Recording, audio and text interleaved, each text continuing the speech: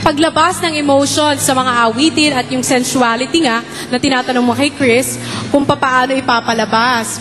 Ngayon, isang linggo na lang. Big night na. Malalaman na natin kung sino ang Grand Star Dreamer. Sa loob ng isang linggong ito, paano mo papatunayan na kaya mong makipagsabayan sa kanilang lahat? Ako, sa akin naman, sa tingin ko, naiilabas ko na siya talaga. From the start, ganun na ako. Pero yun pala, parang laging medyo kulang. So, ang ginawa ko, siguro kung napansin nyo, nung nakaraang mga linggo, parang trinay ko talaga na ilabas ng todo. So, alam ko, kaya ko yun hanggang dream night. Kasi gusto ko talaga maging... At gaya nga ng sinabi na ating juror na si Mr. Louie Ocampo, kanina pinakita mo na sumayaw ka talaga. You gave your best, hindi ba? And they really enjoyed your performance. So talagang pinapatunayan mo naman sa kanila. Tsaka itatry ko talaga yung best ko para lang mapakita ko lahat-lahat talaga. Very good. Dito naman tayo kay Van.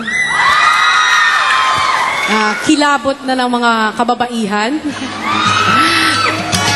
2 linggo na matanggap mo ang mensahe ng iyong ina na tutol talaga siya sa pagpasok mo dito sa Academy.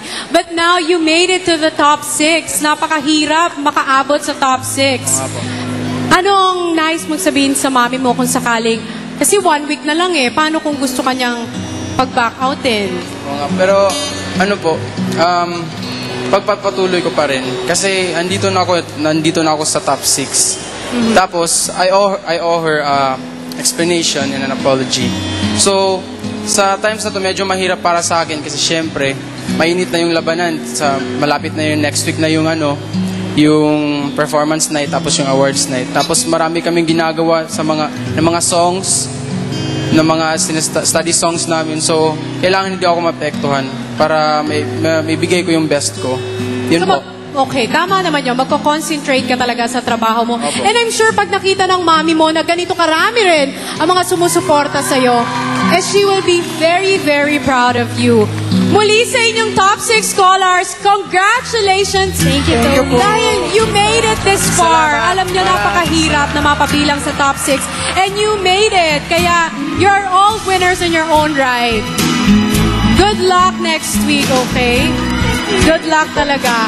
Mga kapamilya, sa pakikipag-usap natin with the scholars, naway mas nalinawan kayo kung sino ba sa 6 na ito ang talagang karapat-dapat na manalo at maging Grand Star Dreamer. At sa gabi namang ito, tuloy-tuloy pa rin po ang pagtanggap natin ng cash donations para sa Dream Bigayan Project. At sa aming pagbabalik, isang kakaibang group performance at ang standing ng votes ng top 6 dito pa rin sa Pinoy Dream Academy Season 2.